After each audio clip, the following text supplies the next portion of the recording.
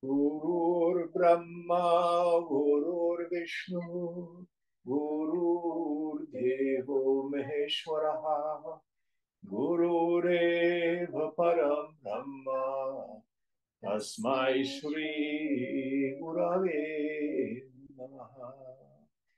Chinmayam Vyapyat Sarvam, Trailokyam Sacharacharam, Tatpadam Darshitam Yena, Tasmai Shri Gurave Namaha. Twameva Mata Chapita, Twameva Bandhuscha Sakha, Twameva Vedya Dravinam, Twameva Sarvam Mama Deva Deva, Twameva Sarvam Mama Deva Deva. Jai Guru. Om Sahana Bhavatu, Sahana Bhunaktu, Sahaviryam Karavavahai, Tejasvinavadhitamastu ma vidvishavahai. Om Shanti, Shanti, Shanti. So we have Monali and Priya with us this morning. Now, are either of you familiar with this text, UpadeshaSahasri? No. No. So it's attributed to Shankara. That's sure. It's good. It's in two sections. There's a prose section in the beginning, which is quite gnarly and technical. And again, this is my first time through this text, so I'm learning too. After we did the prose section, I think it's basic instruction for baby gurus. So it's Shankara's attempt to teach people how to deal with various doubts. Then there's a poetic section, which is what we're in now. And UpadeshaSahasri simply means 1,000 teachers. So it's not sequential or linear like we get in some of the other Prakarana texts. But each one is a just beautiful meditation verse. So we'll make our way through them. So Aditi, where are we in the text now? We're on verse 80 of chapter 17. Verse 80, chapter 17. Do you have a page number? 214, bottom of 214. I don't know if that corresponds to the one you have there, Priya. Yeah, it does, yeah. Okay. Will you help us out? Sure.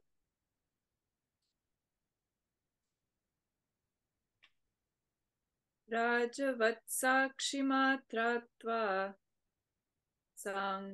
sanidhyadhamako yatha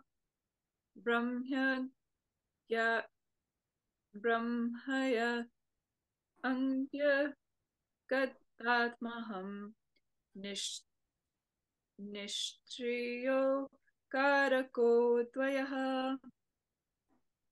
Without action, a non-agent, and one without a second, I, the universal self, make the world go round like a king who is only a witness, or like the lodestone, which moves iron by its proximity only.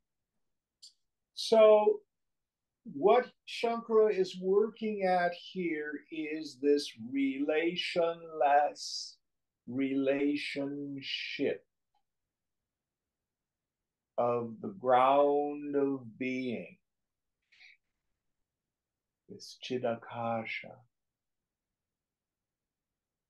or as Panchadashi's been calling it, Kutastha, that which is like still, like a bone. Now, what is the relationship between consciousness and the world of matter, Prakriti? Everything is in it. And again, my best example for all of this is to go to the dream state. You are the god of your dream. You have mini Maya in your dream. What happens in your dream? You go to bed. You are there. You are established in your bed. But then your mind does a very interesting thing. First happens is you go to sleep, which is a Varana Shakti. You have the non-apprehension of yourself as the waker in deep sleep. What's my apprehension? Nothing. But then the mind projects Vikshepa Shakti. And I project a dream body, which is a locus of perception. I peep out at the world inside the dream, from that dream body. And there's a dream agent, Karta, Bhokta, experiencer. And then outside is a dream world of people, places, things, and conditions. Inside is a dream world of feelings and reactions and thoughts. But is the stuff of mind something different than me? Kinda yes and kinda no. It certainly appears. But I go nowhere. I'm lying in bed. The whole dream is taking place inside Chitta, the stuff of my mind, which has refracted into various forms of knower, knowing, and know. But I go nowhere. More importantly, what happens to that whole world when I wake up? Well, so here Shankara uses two metaphors. So you have to think of like a king sitting in their throne, saying, you do this, you do that. That's his best example for something like that. Or a lodestone. That's a magnet, a piece of magnetized rock. And it can cause other things to move, etc. So it is because of the life principle, Baba, all this happens.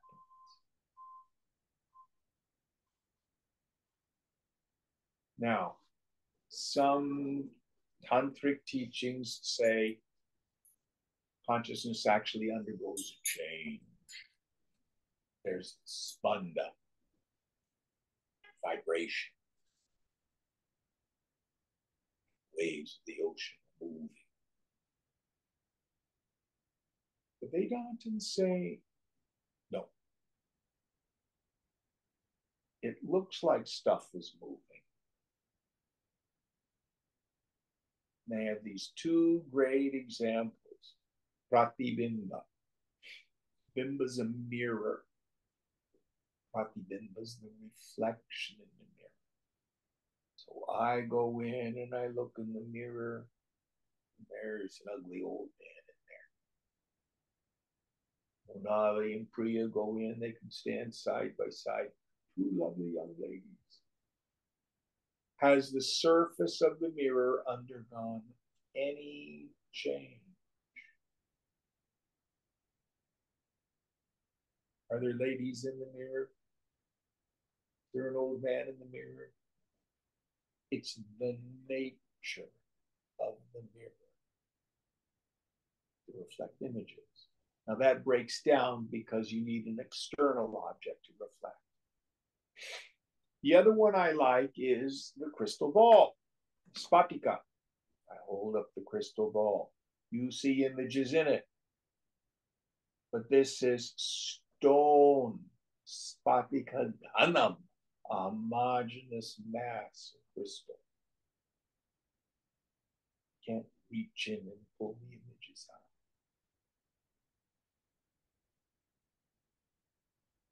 So Shankara in Viveka Chudamani says, we can't say that Maya is, like it exists as a separate thing. We can't say that it isn't, because it's going on. All we can say is, it's very powerful. Because of those two dimensions, the veiling power and the projecting power.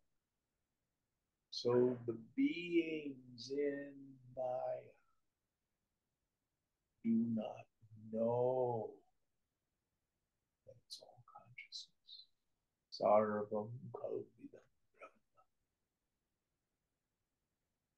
Instead, I superimpose upon myself Jiva Bhavana. I think I'm a person. The world is outside.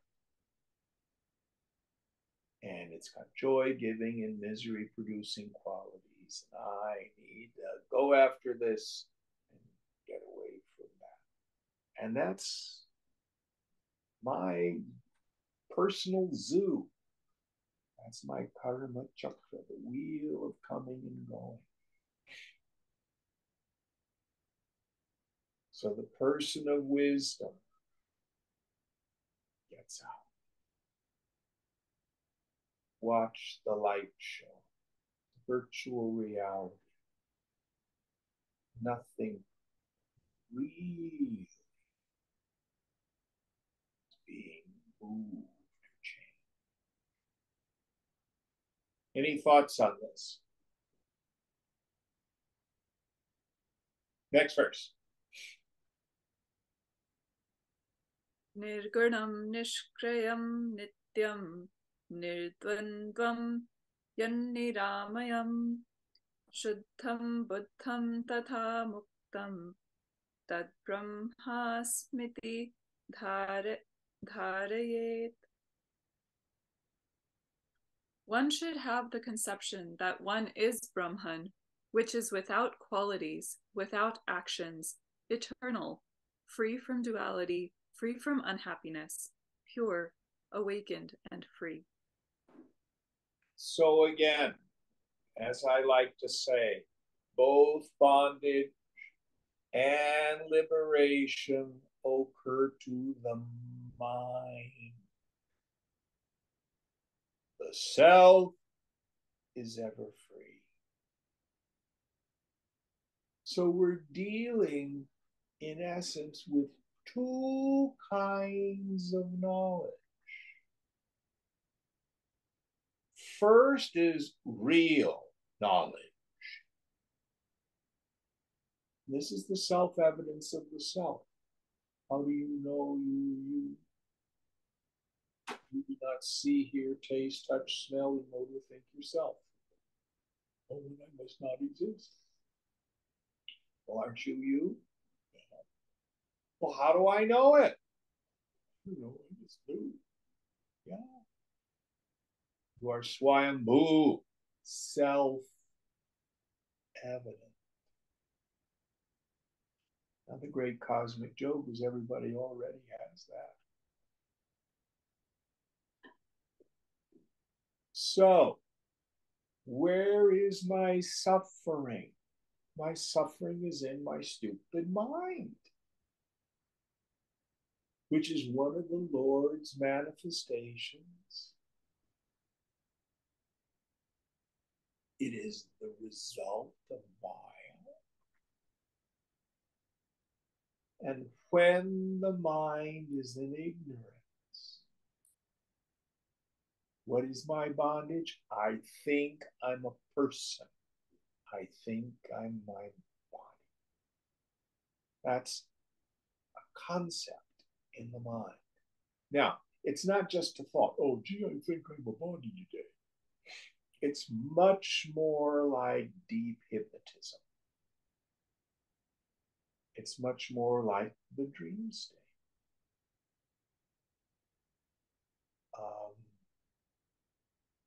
Did either of you go see the Ramses the Great exhibit at the De Young Museum? Oh, I haven't gotten to go. Is it still on? I think it's gone now. But one of the things that was really cool, they had a virtual reality thing. So you pay a little extra money and you go and you sit in these pods and they put on these goggles and headphones and the pods tip and go like that. So while you're waiting in line, it's about a 10-minute presentation. You watch these people just sitting in a pod and the pod goes like this and it goes like that and it goes like that. What's going on? And your turn comes. Sit in the pod. They put the goggles on, headphones, and then Nefertari, the favorite wife of Ramses, shows up right in front of you like a ghost. She takes you on a tour, and you can go into the Valley of the King's tomb, and you can look up and you can see the ceiling, and you can look to each side, you can look down and you can see the floor, you can look back and see what's behind you.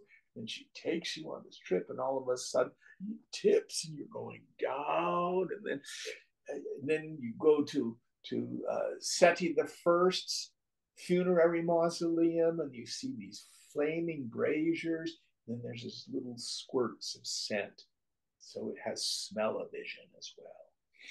Very, very cool. And it seems so real. It engages your senses. Seen, but not real. It's a virtual reality.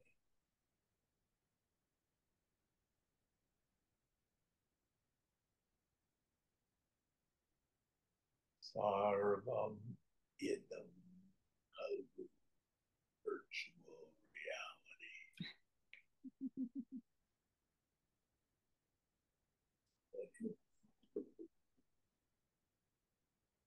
Those of us who study the Mandukya with the Gaudapadikadika, in the second chapter titled Vaipatya, falseness.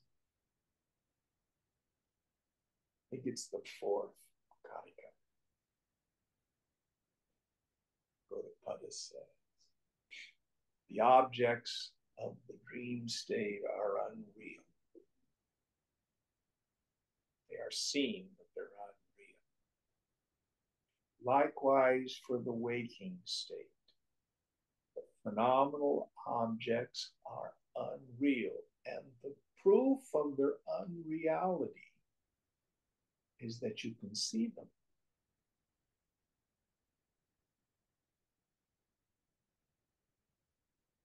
So in the beginning, the table's real, the chair's real, my friends are real, the people I love are real. People who don't love me back are real. God, mystery. I'm waiting for self-realization so I can know God. But it's actually completely the other way around. the only thing we will ever know for sure, that is absolute, that is undeniable, that is self-validating, are you. You may have doubts as to what you are, but that you are, you do not know. It's this world that's the mystery.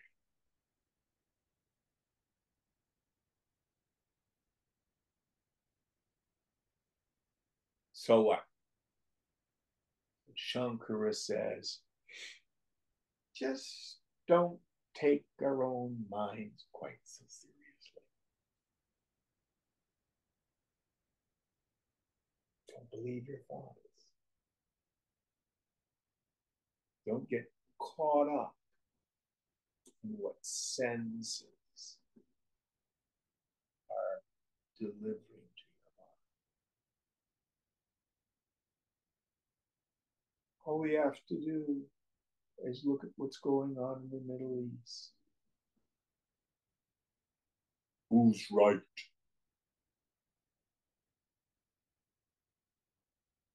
Look at what's going on because of people's being convinced of right and wrong.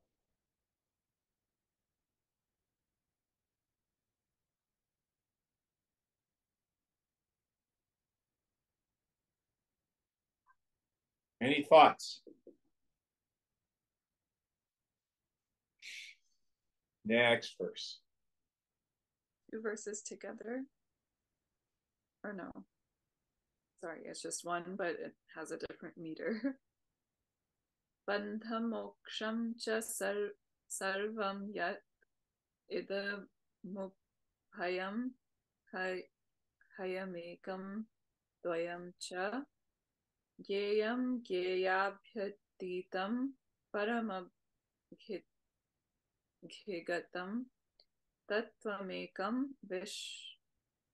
vishuddham vigyayeta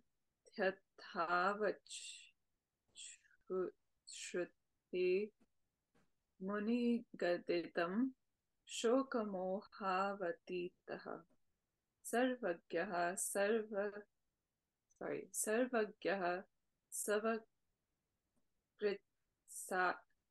Kritsya Dabhava Bhayarahito Brahmano Vapatrityaha. Having gained a perfect knowledge of bondage and liberation with their causes, specifically ignorance and knowledge respectively, having acquired a complete understanding of causes and effects, which are objects of knowledge and are therefore to be negated, and having properly known the one supreme and pure truth to be the self, which is beyond all objects of knowledge, known in the Vedantas and taught by the Shruti and the teacher, a knower of Brahman stands freed from the fear of being born again, becomes all and all-knowing, goes beyond grief and delusion, and has the acme of his life fulfilled. Yes. We rarely get to use the word acme.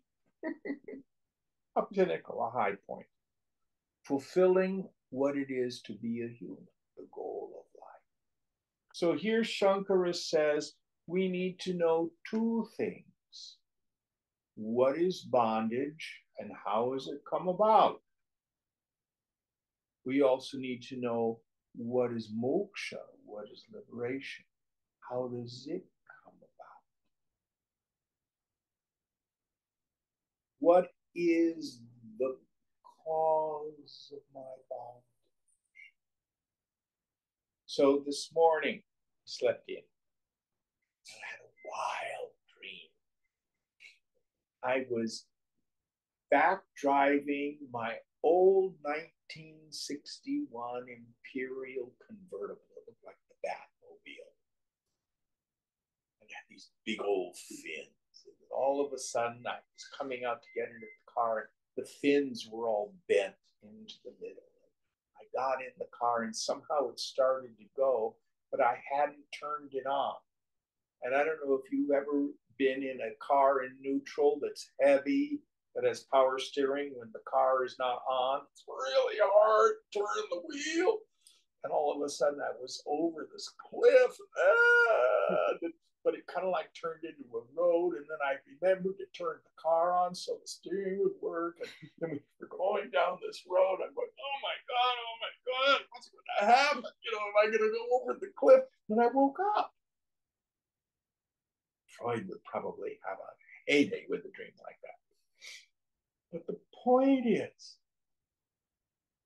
how do I resolve the issues in the dream? Cause and effect. Oh, I had to turn the engine on in the car so the steering would work. And then, I had to make sure I stay on this road so I wouldn't go over the cliff. Cause and effect, cause and effect, cause and effect. Lots of stress and anxiety in the dream. The solution is not to find a way to handle the stress of the dream. It wasn't for someone to come and find a paved road for me and stick it under the car or something like that. What happened? I woke up. Seeing the dream gym, dream car, the dream road, the dream problem.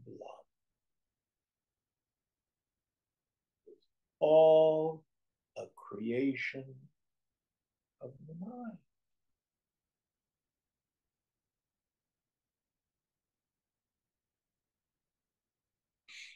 The cause of my problems, I don't have enough money. I'm not living in the right place. I don't have the right job. I don't have the right relationship. I have problems with my family. I got all of them. My health, that's the other one. This is the human condition. And my mind says, fix it. Fix it. I'm not saying not to have. Shankara is saying, why don't you try tuning up the mind?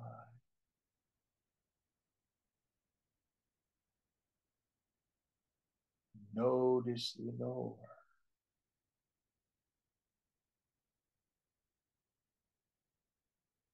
Oh, there's no Jim, no Priya, no Monali there. Chidananda Rupam, form this consciousness.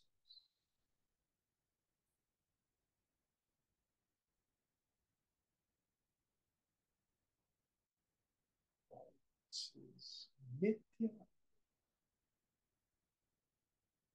Even take it easy.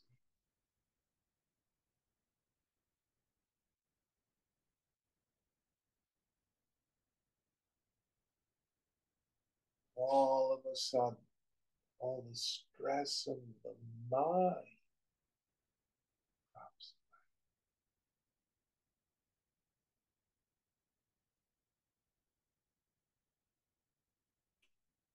So, bondage, what is its cause? Ignorance.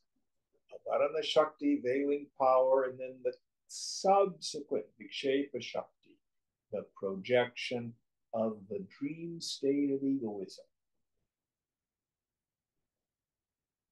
What is moksha? What is liberation? It occurs to the mind. There is no other liberation than the deeply rooted conviction.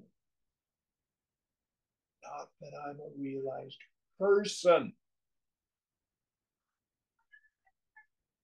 that I am Brahman. Not caused by I am Brahman, I am Brahman, I am Brahman, I am Brahman. That won't do it. It comes as the result of vichara, vicharena, by means of investigation. Look, stop, and look and see what's there.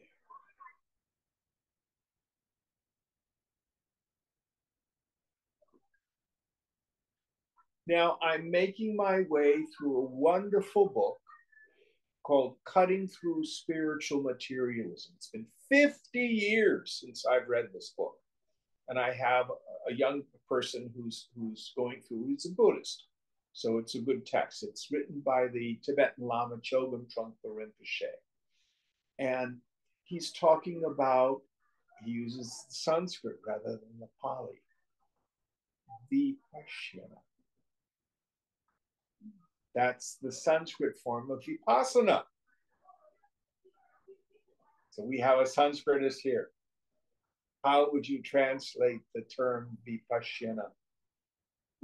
Pashyati is see, so vipassana, see beyond, see deeper, beyond what your senses report.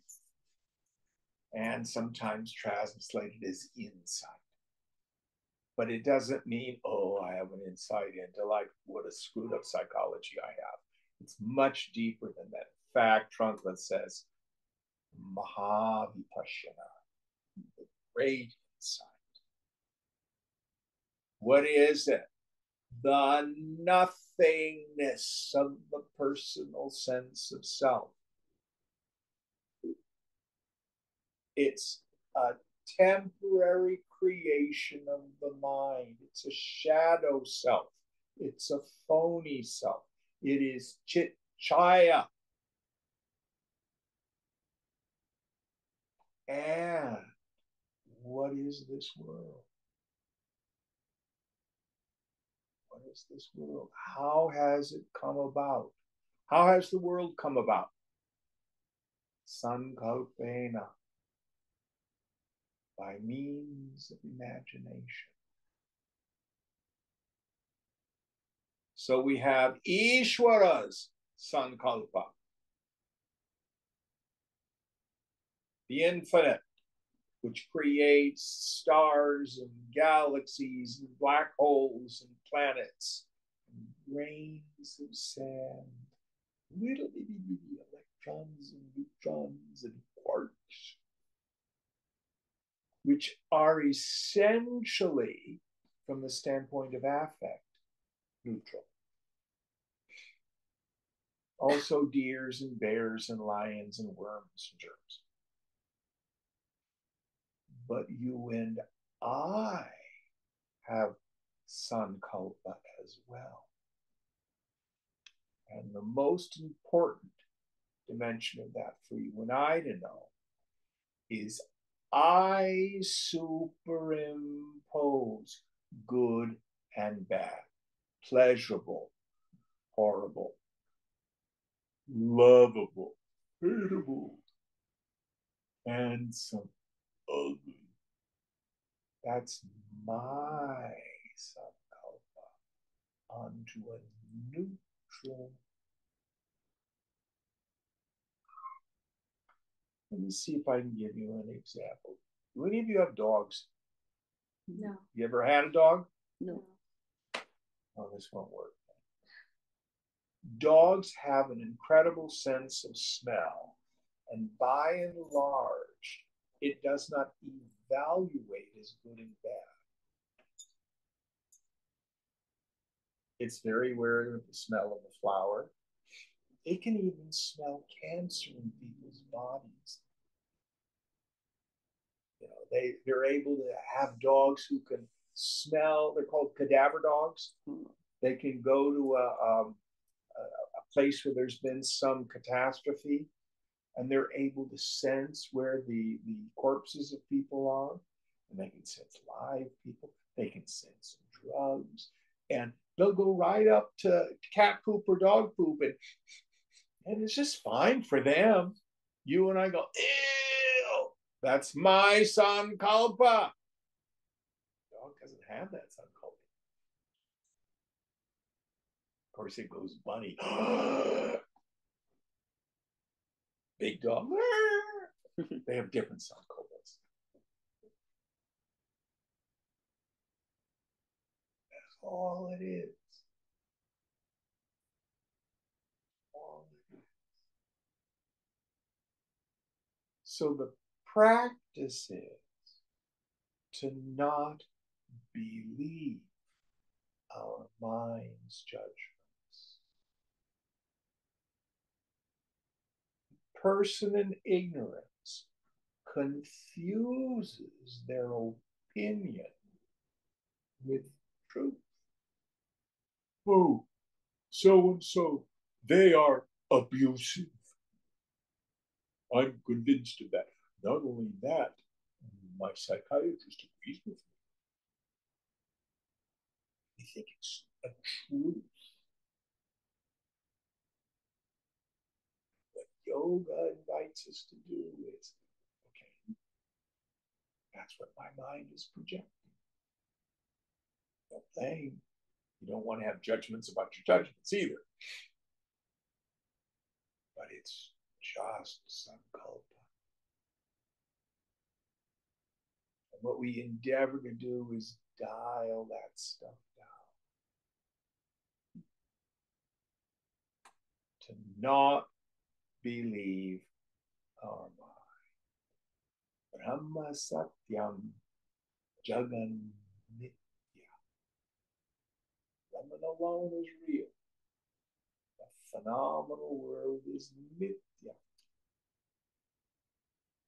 A lie, literally. Illusion.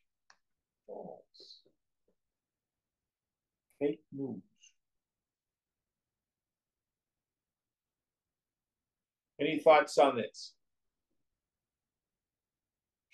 Now, actually, Vedantic practice boils down to some very, very simple things. This I'm actually borrowing from Raja Yoga, which is a different tradition. Abhyasa Vairagyacha. Practice. Meditate. Seek to rediscover your essential nature. And in terms of the world, Vairagya.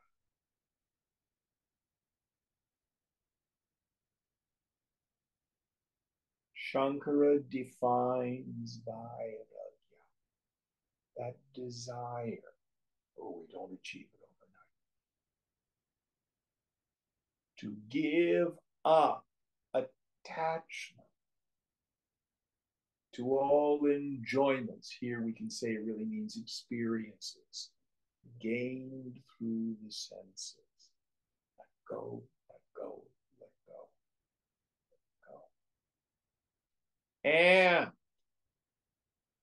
identification with any form of self, starting from the body up to and including the form of Brahma, the creator, meaning I am a powerful person. Listen very carefully. That includes thinking you're a realized person. There are two kinds of people in the world. Those who think they're a person. That's ignorance. Those who know only that is illusory.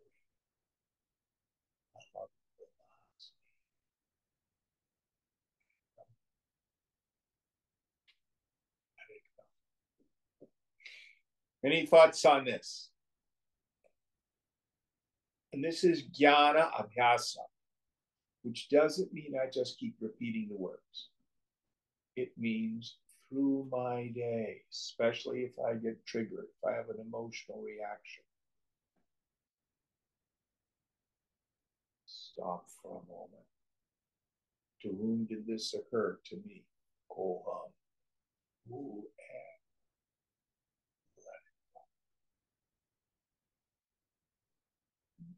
Any thoughts on this? Next one. Na swayam swasya nanyascha nanyasyatma cha heyagaha upadeyo na chapyeva miti samyam mati smrita. The self cannot be accepted or rejected by itself or others, nor does it accept or reject anyone else. This is right knowledge. So, the self stands without qualities, without characteristics. It cannot be accepted, it cannot be rejected. If we're caught in the idea of ego, even spiritual ego, we're in the karma kanda section of life. Actually, we're going to take this up in Ishavasya. That's one of the first ideas that it deals with.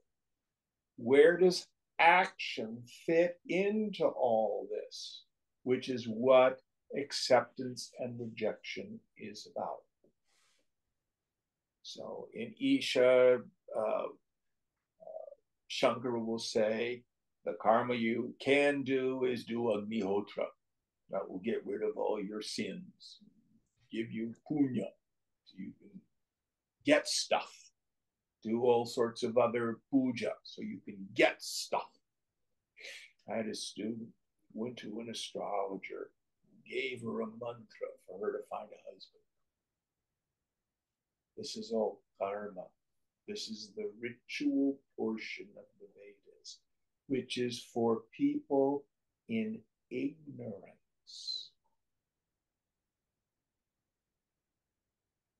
Which is where the vast majority of people are. What practices are given us? Devotion, selfless service, worship, yamas and niyamas.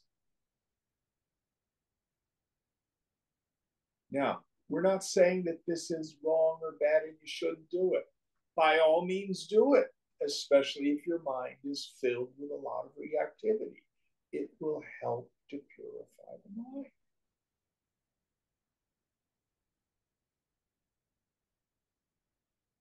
But then Shankara also quotes scripture.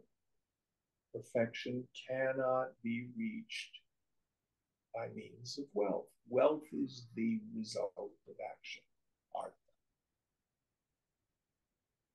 I don't mean just getting cash or prizes here. I mean anything we accomplish.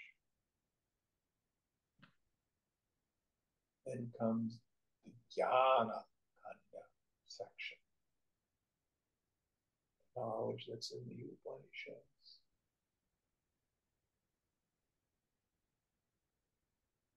Who am I?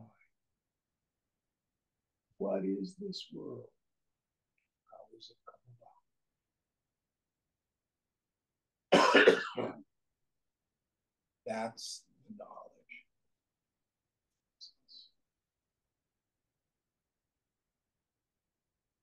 And it's the result of investigation.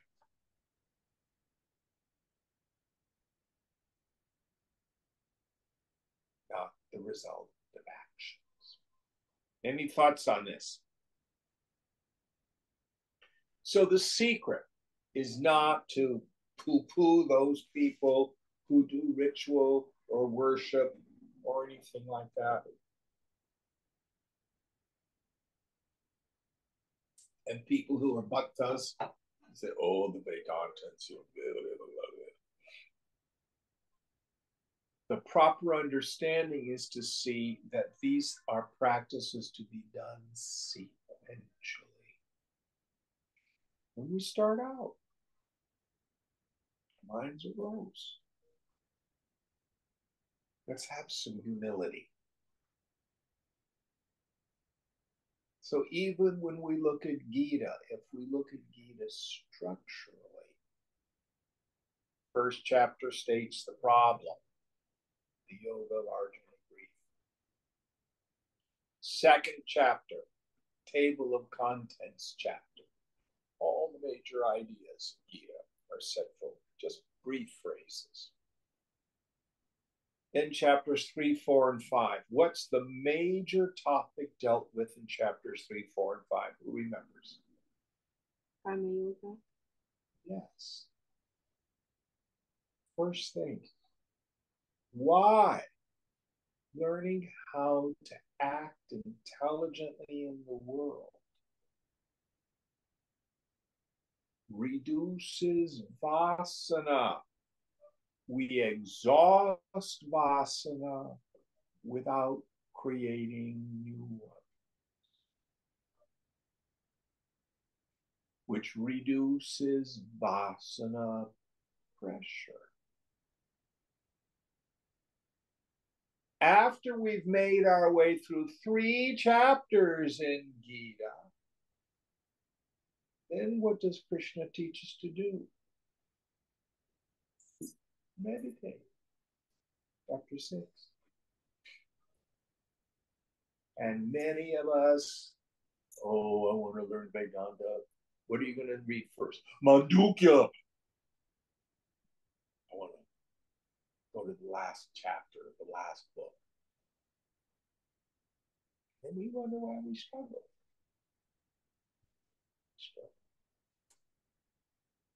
So the intelligent person is willing to engage in the process of the tradition as it's handed to us.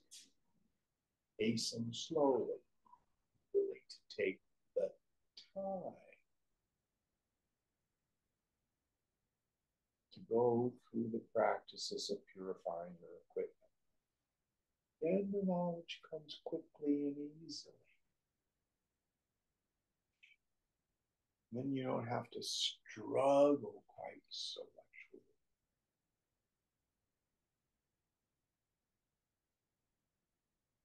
it. And starting with chapter 7, what is that ultimate reality? Those deeper teachings. Any thoughts on this? Next verse.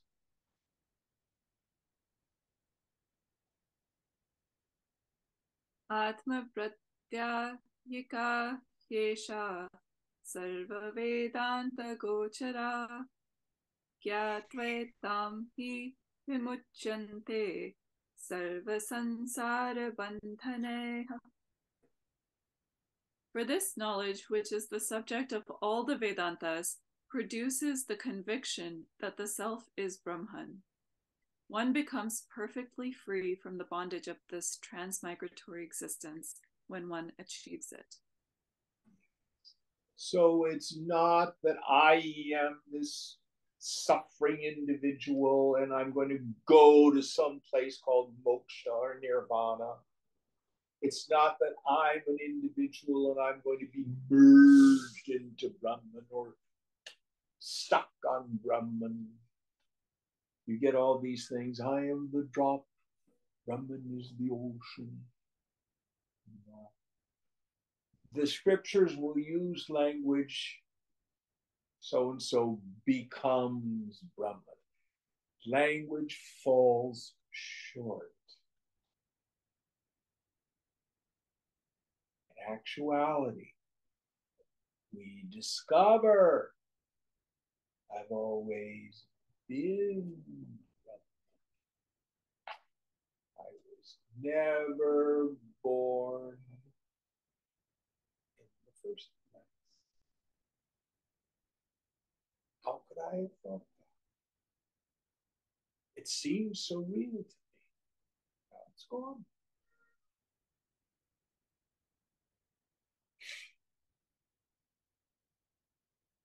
And we discover where happiness is.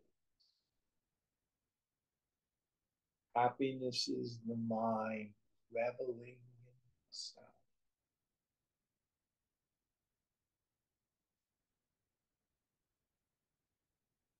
In the beginning, we talk about give up worldly pleasures and seek the infinite. Well, we lied. There's no such thing as worldly pleasure. It doesn't exist. There is misery, which is the mind projecting with craving, longing, desiring. And there's the mind coming home, free from that craving. The world is just neutral. But if in my ignorance I project my ananda, it's up there, and I suffer. I like to use the image of the person hit himself on the head with a hammer. Why are you doing that? Why are you doing that? Because it feels so good when I stop. I want this. I want that. More of this. I want to get rid of that. Oh, I got what I wanted for a moment. Oh, now I want some more stuff. Oh, it hurts so bad. But it feels so good when I stop. That's what we do. Vedanta says, put the damn hammer down.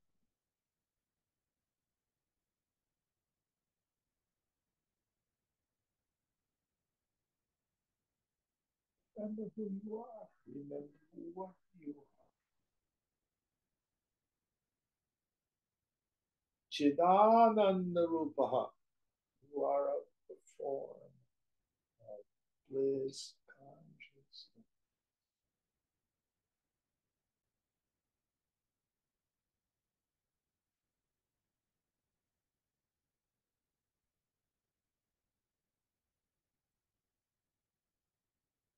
Next verse.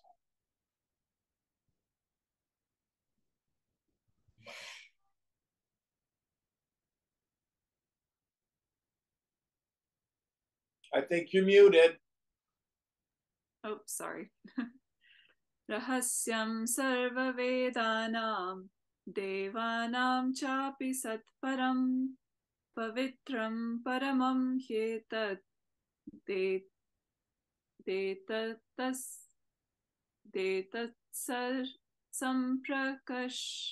prakashitam.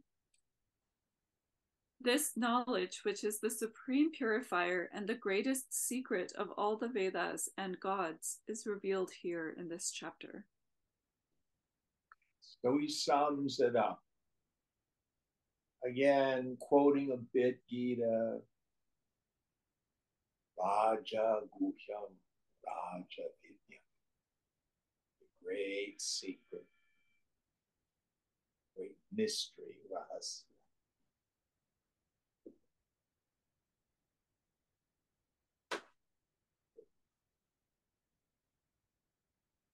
What is my bondage?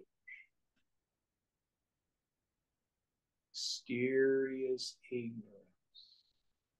Nobody's fault.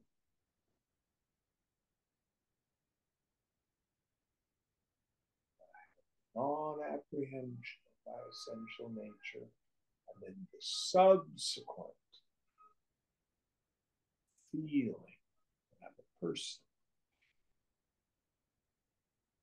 always has a sense of being incomplete. And I want stuff. What is moksha? What is freedom? Knowledge based on direct experience of the nothingness of that personal sense of self.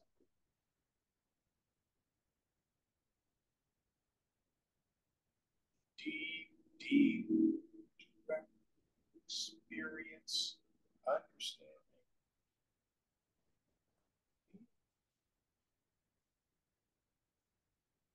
The world is free,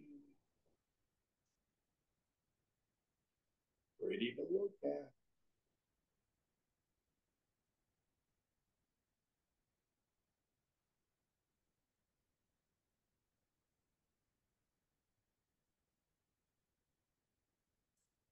Any thoughts? Is that in this chapter? There are 4 more verses. Okay, going on. Neta te ya mashantaya rahasyam jnana muttamam vidaktaya pradatvayam vishayaya cha. This supreme and secret knowledge should not be imparted to one who has not controlled oneself, but should be given to a disciple who is obedient and dispassionate. Yes. So here Shankara says, be careful about with whom you share this and why. Because if a person is under the influence of an enormous amount of vasana pressure, and they hear the highest truth, you get caught in what I call the Vedanta logic loop. So here I am, a person rooted in self-identity, filled with a lot of desires, but I have the intellectual position. Well, none of this really matters because it's all an illusion. Well, I got angry and yelled at my girlfriend or boyfriend, but it doesn't matter because it's all an illusion. I'm really hurt and agitated, so I think I'll go out and get loaded, but it doesn't matter because it's all an illusion. And all we do in that state is rationalize our suffering.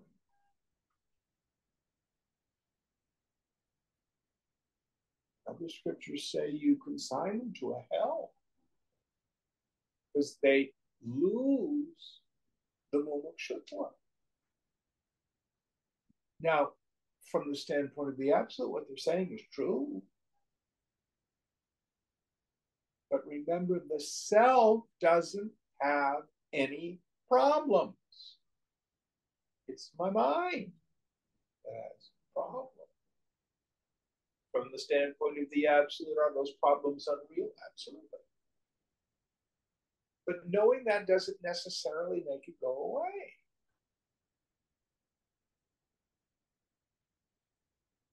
How do I make it go away? I have to do the manual labor. Eka, vairagya, shamadhiguna,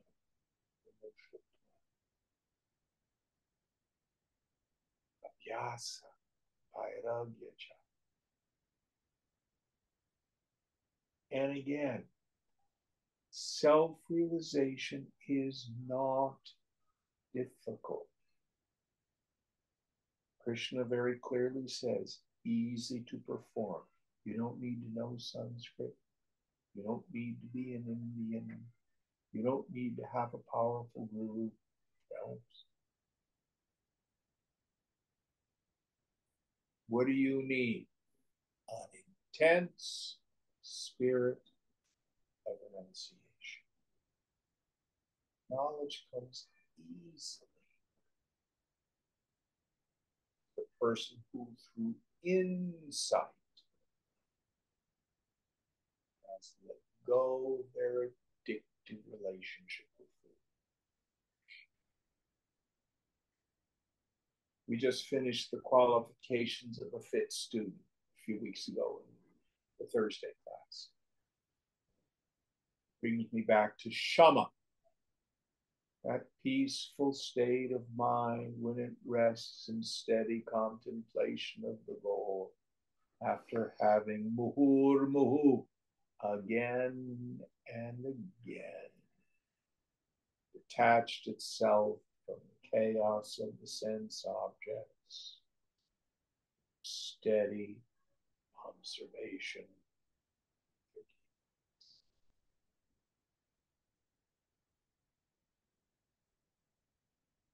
What does it feel like to want something you don't have? It sucks. How's that working out for you? Trying to get what it is you want so desperately. You hear me say all the time, 95 cents worth of work for a nickel's worth of happiness. It's bad economics.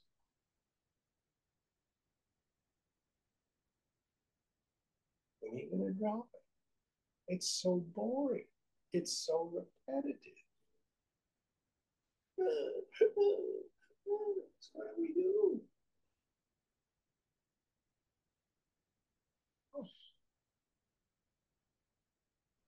What should I do with money? Don't worry about it. Your problem will take care of that.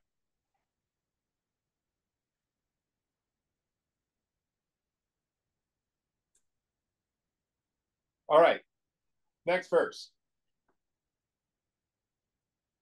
Tadatakshchatmano jnanam vishyo nyo na vidyate jnanam ichhastare tasmad yutam dyuktaha shishya gurne sada. As there is no other equivalent which a disciple may offer to the teacher for imparting to him self-knowledge, one should always possess the qualities of a disciple, achieve knowledge, and thus get across the ocean of transmigratory existence. Oh, fabulous. So the teacher looks at the student and sincerely says, "You have nothing I want."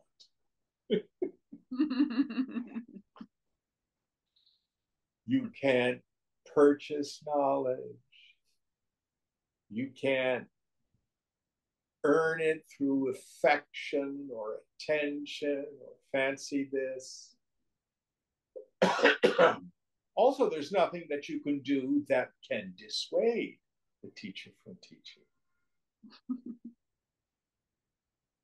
But it is the nature of women and men of knowledge to pour out this knowledge to those who are fit students. And there's a great joy when knowledge dawns on the mind of the student.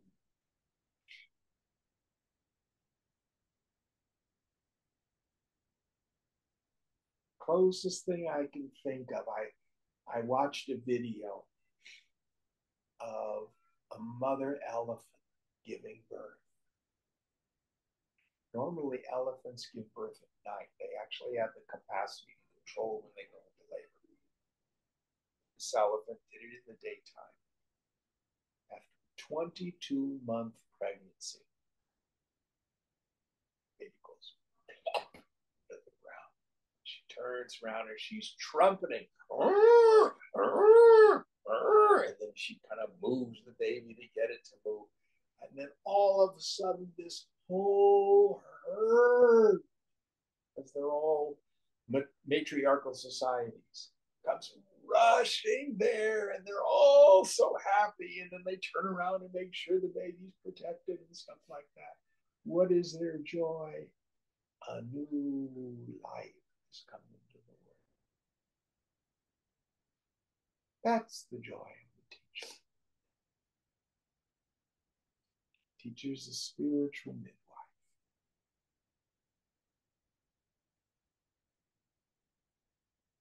Okay, one more verse. Yes. Or two more, sorry. Jnanam gyeyam tatha gyata yasmadanyo na vidyate sarvagya sarvashaktirya statasya statsmay jnanatmane namaha. I bow down to that all-knowing and all-powerful one who is of the nature of consciousness, and besides whom there is nothing else, vis-a-vis a knower, knowledge, or an object of knowledge. So here Shankara is talking about this truth. Find out who the Guru is. So in the beginning, it was Swamiji, person, wise man in the orange robes, and he was so eloquent. And then, oh, he was a mouthpiece for the scriptures. Oh, it's so clear, it's so profound. And after a while, I saw that, oh, it's very repetitive. I began to tune up to him. And I realized it's just so empty.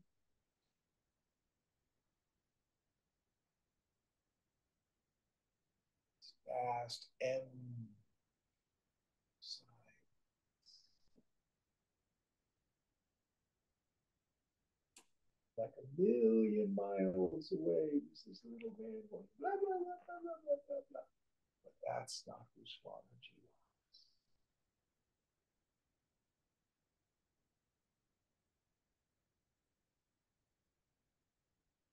In the end, it's a trick. It's my own self.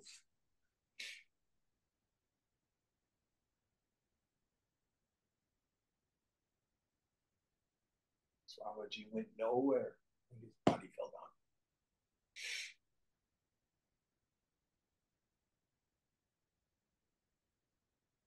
Next verse. Vidyaya tarita Vidyaya tarita smo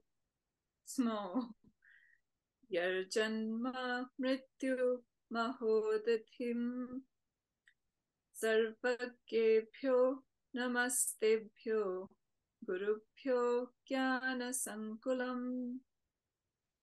I bow down to my most adorable teacher, who is all-knowing, and has, by imparting knowledge to me, saved me from the great ocean of births and deaths, filled with ignorance. So, in the end, what we have is eternal gratitude to the teacher, or teachers, the some teacher, which one actually was operative, who somehow me across the ocean of change.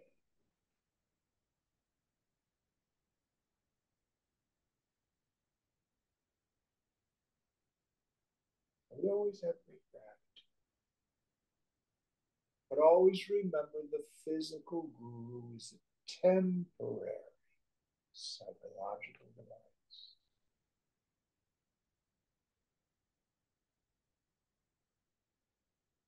The tradition is not that you stay glued to the feet of the guru forever. The love is always there.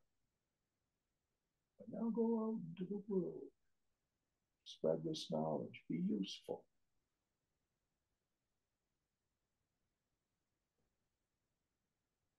Is that the end of the chapter? Yes, it is.